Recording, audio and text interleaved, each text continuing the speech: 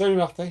Bonjour. Salut à la maison, bienvenue au Whisky Brunch. Comme vous le savez, on est en brut de fût, là. Brussu. On le rappelle un petit peu parce que vous voyez des épisodes qui s'allongent dans les semaines, parce que c'est l'été aussi. Hein?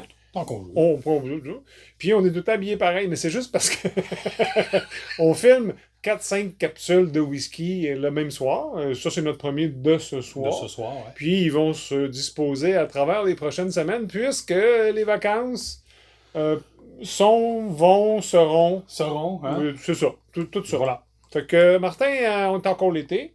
Oui. Ton short, Ton on short. est bien. C'est bien. Je t'amène ou je te laisse au Canada. On fait des vacances à la maison. On fait des vacances à la maison avec des dollars canadiens. On s'en va dans la côte ouest, par contre. On s'en va à Vancouver. Vancouver. McAloney's, qui est une très belle distillerie qui a ouvert en 2013. Ils ont commencé l'exploitation en 2016. On a quelques produits de temps à autre. Ils livrent pas au Québec. Ça, j'ai essayé. Peut-être qu'avec les nouvelles lois qui s'en viennent, peut-être qu'un jour, ils vont pouvoir shipper right now. Ouais. Celui-là, on le trouve à l'SAQ autour de 80$, 80-85$. C'est un single malt qui a fini en fût de vin portugais. Qu'est-ce qu'on a au nez, Martin? On est loin, là, juste pour donner une référence, on est loin du Oui, c'est à Bourbon. Vancouver. Ok. C'est vraiment Non, pas Bourbon du tout. pas du Bourbon du tout. Mais tu sais, je veux dire, on s'attendait. Souvent, les whiskies canadiens, c'est ce qu'on a comme réflexe. On n'est pas là du tout. Non, on n'est pas dans le rail non plus. On n'est pas dans le rail, c'est pas corsé au nez, Non. c'est pas épicé. Moi, j'ai des beaux fruits. Des beaux fruits rouges. Je pense que le vin portugais fait sa job dessus. Oui. McAloney's ont ce qu'ils appellent l'Heritage Series. C'est des finishes particuliers. Il y en a vraiment beaucoup. C'est dommage qu'on en ait si peu ici à la SAQ. Celui-là, comme je disais, c'est du vin rouge portugais. Voilà, du Portugal. Il y a un petit côté... je cherche... Tu parlais de fruits rouges, là. Je cherche un sucre... un miel, pas un sirop d'érable, mais... Un toffee? Un toffee. Tu sais, quelque chose de... Puis là, je veux pas un caramel Reuters, c'est pas ça, là. Non, mais non, ça non. ressemble un peu... Même le... Tu te souviens-tu du Macintosh? Oui. Le caramel Macintosh, pain dur, c'était une palette qu'on fallait casser. Bon, un peu ça. Et j'ai un peu de noix. C'est rare que j'ai ça, moi. Puis là, je sais pas pourquoi. Je comprends ton petit côté noir. Oh. Je sais pas si c'est le bois qui donne ça. Je vais y aller comme ça, mais oui, au nez, je le vois aussi des noix, mais en même temps, tu peux pas dire, hey, c'est-tu des amandes? Non. C'est-tu des noix de Grenoble, c'est des amandes, mais c'est un peu nutty. Je vais le mettre en termes très généraux. C'est la batch 05-25, donc de l'année dernière, 46% d'ABV. C'est très agréable au nez. Au nez, oui. Le finish est très Speyside-esque, dans le sens où on voit l'influence du... Je suis content que tu y étais. J'osais pas y aller, moi, mais oui, c'est très Speyside comme approche. Ça pourrait être un profil de Speyside. Par contre, oui. Je pense, désolé, je sais pas pourquoi, là, ça me pique, il y a quelque chose qui se passe au niveau du distille. OK. Je connais pas suffisamment les McAloney's pour dire quel est l'ADN de ce distillat-là. J'en ai pas suffisamment pour comparer. Pourquoi je parle de ça, Martin? C'est parce que, tu te souviens quand on parle de Côte-des-Saints, on en a plusieurs, on est en mesure souvent de dire, oups, on le reconnaît ou on l'a perdu. Oui. C'est là que je veux aller. Je pense que c'est un très bon single malt, mais je suis pas capable de dire est-ce qu'il a un beau profil. Ça aurait été intéressant, encore une fois, avoir un McAloney's, mettons le 8, le 10, peu importe l'âge, tu sais, pour dire, ça c'est la base, puis après ça, on va voir, comme tu dis, qu'est-ce que le finish a apporté, qu'est-ce qu'il a twisté là, sur le whisky en question. Ceci étant dit, je m'excuse, j'ai bu avant de te faire ça, mais c'est correct, Stanja. Hey, on commence, là.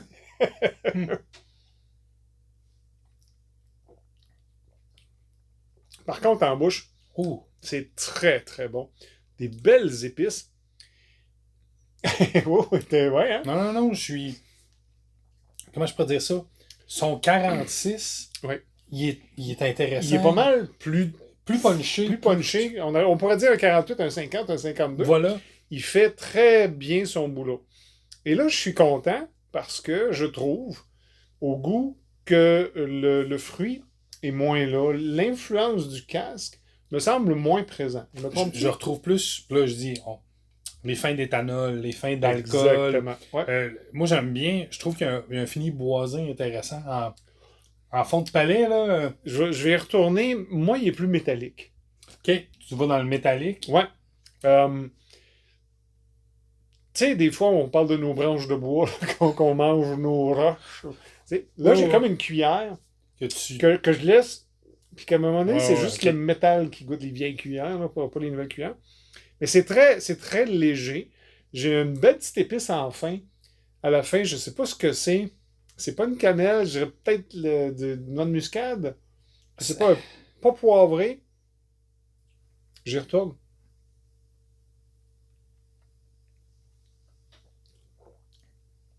C'est très bien fait, par contre. Honnêtement, c'est très, très, très bien fait. Puis, ils ont gagné beaucoup de prix McAloney's un peu partout dans les Scotch Awards, etc. C'est vraiment ben, c'est pas un Scotch, là, je comprends. Whisky Award. Whisky Award, ouais. Mais c'est vraiment, vraiment très bien fait. C'est certain que je pense que je vais en essayer, là. Oui, puis là, tu parlais de ton épice à la fin. Ouais. C'est pas une cannelle, t'as entièrement raison. Mais oui, ça a un profil, je reviens à ce qu'on disait tout à l'heure, là, spécial un petit peu, mélange de fruitcake, mais avec un plus beau oomph. Je vais dire ça comme ça, puis j'enlève rien à... Mais je vais regarder ton fruitcake, puis je vais l'amener à Noël. Tu sais, avec du Four Spice, avec... il y a quelque chose, puis c'est pas Claude Giroffe, plus ça va, mon piquant muscade, hein.